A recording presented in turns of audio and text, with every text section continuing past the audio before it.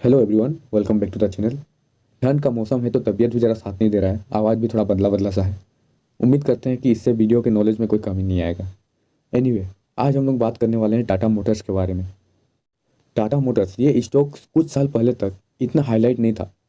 Tata Motors का अगर इतिहास देखा जाए तो शुरुआत से ही ये टाटा का एक लॉस मेकिंग कंपनी रहा है। बट अभी बात कुछ और है। टाटा मोटर्स अपने टर्न अराउंड फेज में है। ये स्टॉक कुछ साल पहले तक इतना हाईलाइट नहीं था। फिर ऐसा क्या हुआ कि अब ये कंपनी लोगों के जुबा में है।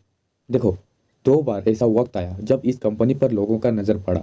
एक बार तब जब टाटा ने ये अनाउंसमेंट किया कि वो इलेक्ट्रिक व्हीकल के मार्केट में उतरने वाला है, और एक बार तब जब ace investor late Rakesh Jhunjhunwala ने इस कंपनी में अपना इन्वेस्टमेंट किया था। सच बताऊं तो Tata motors is a hidden gem. और ऐसा क्यों है, इसे जानने के लिए पहले आप उन जेम्स को देखो जो आज उभर कर हमारे सामने आ चुकी हैं, जैसे कि गूगल, माइक्रोसॉफ्ट और ऐसी ऐसी कंपनियां जो पूरे वर्ल्ड में फैली हुई हैं।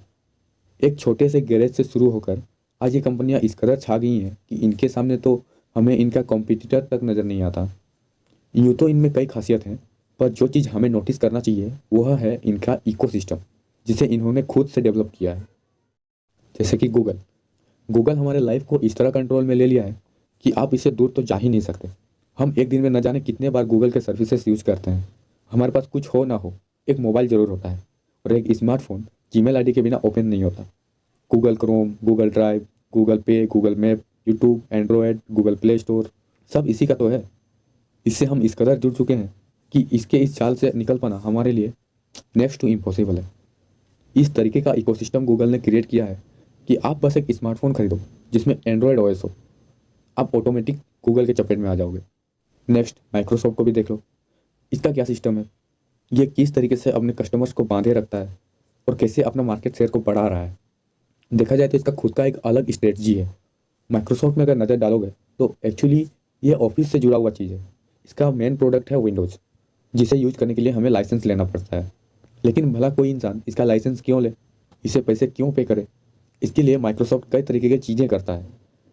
जितने भी कंप्यूटर मैन्युफैक्चर करने वाली कंपनियां हैं, माइक्रोसॉफ्ट ने सभी के साथ टाइप कर लिया है, जिससे कि मार्केट में विंडोज़ इजीली अवेलेबल हो सके। इसने एक और चीज़ किया कि जितने भी स्कूल, कॉलेज या शिक्षण संस्थान हैं जहाँ कंप्यूटर्स पढ़ाया जाता है, उन्हें फ्री में विंडोज़ ऑपरेटिंग सिस्टम प्रोवाइड करवाने लगा। ऐसे में जो बच्चे बचपन में माइक्रोसॉफ्ट ऑफिस, माइक्रोसॉफ्ट एक्सेल पढ़ पढ़ के बड़े हुए हैं, अगर उन्हें अचानक से कोई दूसरा सॉफ्टवेयर पकड़ा दिया जाए तो उनका परफॉर्मेंस घट जाता है, और कोई भी कंपनी ऐसा नहीं चाहेगी। इसीलिए जब वही बच्चे बड़े होकर कहीं कंपनी में जॉब करते हैं, कोई कंपनी उन्हें हायर कर लेता है, तो उनके वर्किंग पोटेंशियल को बढ़ाने के लिए कंपनियों को मजबूरन माइक्रोसॉफ्ट विंडोज रखना ही पड़ता है, और इन कंपनियों को माइक्रोसॉफ्ट अच्छा खासा पैसा चार्ज करता है। तो ये सब तो छोटा छोटा और बेसिक एग्जाम्पल है। ऐसे ऐसे अलग अलग तरीके से इंटरलिंक बनाया जाता है कंपनियों के द्वारा, जिससे कि उनका मार्केट में डोमिनेंस कोई छीन ना सके। तो ये सब तो बात हुआ गूगल और माइक्रोसॉफ्ट का। लेकिन हम ये सब के बारे में क्यों बात कर रहे हैं? हमारा टॉपिक तो टाटा मोटर था ना। तो ऐसा इसलिए क्योंकि टाटा मोटर्स के पास भी अपना एक इकोसिस्टम है जिसे शायद हम नोटिस नहीं कर रहे हैं। और ये जो इकोसिस्टम है ये अभी तक अच्छे से इम्प्लीमेंट नहीं हुआ है, क्योंकि अगर इम्प्लीमेंट हो चुका होता तब तो टाटा मोटर्स का शेयर आज आसमान छू रहा होता, जैसा कि टेस्ला का छू रहा है। टेस्ला और टाटा मोटर्स दोनों कंपनियां ऑटो सेक्टर से ही बिलोंग करते हैं। जरा नोटिस करो कि टेस्ला अमेरिकन मार्केट में पैर जमाने के लिए क्या किया था। टेस्ला के कारों में हमें मिलता है हैप्पी टेक्नोलॉजी, जो लोगों का फर्स्ट अट्रैक्शन बना। फिर अपनी सब्सिडरी कंपनी सोलार सिटी के थ्रू जगह जगह चार्जिंग स्टेशन बनाया, और टेस्ला कार ओनर्स को फ्री चार्जिंग का ऑफर दिया। कॉमन सी बात है, एक बार कार खरीदो, फ्यूल का खर्चा फ्री, तो ऐसा तगड़ा ऑफर भला कौन छोड़ेगा? तो टेस्ला ऑटोमेटिक मार्केट कैप्चर करने लगा। सेम हेयर अगर इंडिया में देखा जाए तो टाटा अपने इकोसिस्टम को टाटा यूनिवर्स नाम देता है। और आज टाटा के पास भी वही अपॉर्चुनिटी है जो कल टेस्ला के पास थी। टाटा मोटर्स कंपनी जो कि कार मैन्युफैक्चर करती है, और टाटा पावर जो इलेक्ट्रिसिटी प्रोड्यूस करती है। दैट मीन्स टाटा चाहे तो फ्री चार्जिंग वाला ऑफर देकर मार्केट को और भी ज़्यादा इजीली कैप्चर कर सकता है। इतना तो हम सभी जानते हैं। बट सिर्फ इतना ही नहीं, टाटा के पास कुछ और भी चीज़ें हैं जो टेस्ला के पास नहीं है। जैसे कि कार का चेसिस बनाने के लिए हाई क्वालिटी का स्टील प्रोवाइड करने के लिए टाटा स्टील है। एआई फीचर्स वाले नेक्स्ट जनरेशन कार बनाने के लिए टाटा एलेक्सी है।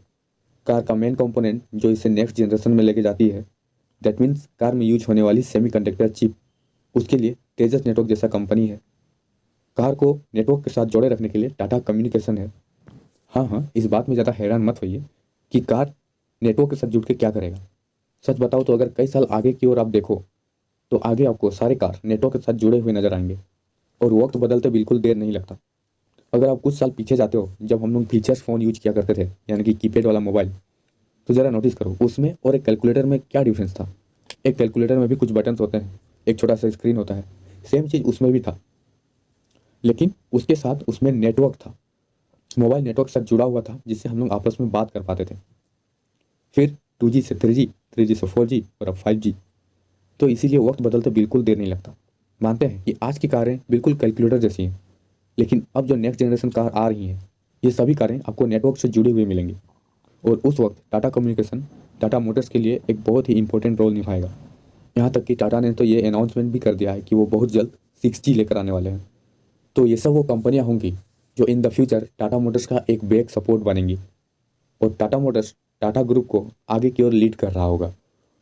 और ये सिर्फ एक कल्पना नहीं है, इन द फ्यूचर आपको ये चीज़ बहुत जल्द देखने को मिलेगा। और टाटा को मैं टेस्ला से इसलिए कंपेयर कर रहा हूँ क्योंकि टाटा मोटर्स ही है जो टेस्ला को बड़ी टक्कर दे सकता है। टेस्ला मोटर्स अभी भी इंडिया में एंटर नहीं किया है और टाटा मोटर्स का तो इंडिया में अपना कई साल पुराना एक्सपीरियंस है। जो भी सारी खूबियाँ टेस्ला में है वो सारी खूबियाँ टाटा मोटर्स के पास भी हैं।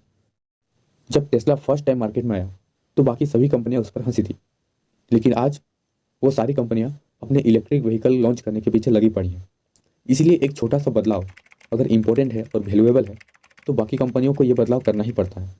आज टाटा के पास भी टाटा कम्युनिकेशन है और टेस्ला के पास भी स्टारलिंक है, जिसके थ्रू टेस्ला पूरे वर्ल्ड को कैप्चर करने में लगा हुआ है।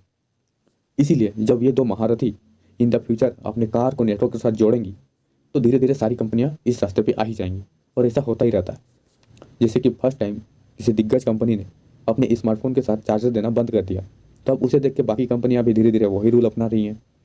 स्मार्टफोन तो बेच रही हैं बट चार्जर नहीं बेच रही हैं। अगर चार्जर चाहिए तो अलग से खरीदना पड़ेगा। एनीवे, अब जो चीज़ें मैं आपको बताने वाला हूँ ये उन लोगों को ज़्यादा पसंद आएगा जिन्हें शेयर मार्केट में कंपनियों के फंडामेंटल से ज़्यादा कंपनियों का चार्ट पैटर्न समझ में आता है और जिन्हें पैटर्न को एनालिसिस करना आता है। साथ में आपको ये भी समझ में आएगा कि क्यों लेट राकेश झुनझुनवाला ने टाटा मोटर्स में एक हैवी इन्वेस्टमेंट किया हुआ है। उम्मीद करते हैं कि आपको ये वीडियो पसंद आ रहा होगा। अगर आपने अभी तक अपना डीमेट अकाउंट ओपन नहीं किया है तो उसे ओपन करने का लिंक मैंने डिस्क्रिप्शन में दे रखा है। लिंक के थ्रू डीमेट अकाउंट ओपन करने पर आपको रिवॉर्ड भी मिलेगा। तो चलो जरा आईटी स्टॉक्स में नज़र डालते हैं। कोरोना में जब सारा सेक्टर थम सा गया था तब आईटी सेक्टर अपने बूम में था। टाटा कंसल्टेंसी सर्विसेज, इन्फोसिस और विप्रो आईटी सेक्टर की 3 दिग्गज कंपनियां हैं। तो चलो अब जरा इनके चार्ट में नज़र डालते हैं। अगर इन तीनों कंपनियों का चार्ट को देखा जाए तो एक कॉमन चीज़ आपको नजर आएगा कि इन तीनों का चार्ट पैटर्न ऑलमोस्ट सेम है। ऐसा ही कोई और सेक्टर ले लेते हैं जैसे कि पेट्रोलियम। पेट्रोलियम सेक्टर की 2 दिग्गज कंपनियां, Hindustan petroleum and Indian oil. चलो भारत पेट्रोलियम को भी ऐड कर लेते हैं। तो इनका चार्ट पैटर्न भी आपको ऑलमोस्ट सेम नज़र आएगा। तो बेसिकली हम ये समझाना चाहते हैं कि सेम सेक्टर की जो कंपनियां होती हैं उनका ग्राफ भी ऑलमोस्ट सेम होता है। तो पिछला डिस्कशन में इलेक्ट्रिक व्हीकल से रिलेटेड टेस्ला मोटर और टाटा मोटर्स में जो समानता दिखा, तो इन चीज़ों को देखकर मुझे भी टाटा मोटर्स में टेस्ला की तरह एक बहुत बड़ा उछाल आने का संभावना नजर आता है। 2019 तक टेस्ला क्या था? कुछ नहीं, लोग इसे अच्छे से जानते तक नहीं थे और आज टेस्ला का ओनर वर्ल्ड का रिचेस्ट पर्सन है। तो मेरे प्यारे व्यूअर्स, इन चीज़ों को नोटिस करो क्योंकि ये सारी काम की चीज़ें हैं। लेट राकेश झुनझुनवाला ने टाटा कंपनी में उस वक्त निवेश किया था जब लोग इस कंपनी के बारे अच्छे से जानते तक नहीं थे, लेकिन इन्होंने इस कंपनी का फ्यूचर पोटेंशियल का अंदाज़ा लगा लिया था और एक बार फिर से ये टाटा मोटर्स के इस अपॉर्चुनिटी का अंदाज़ा लगा चुके थे। इसीलिए टाटा के इस अर्ली स्टेज में ही इन्होंने एक बहुत बड़ा अमाउंट टाटा में इन्वेस्ट किया है।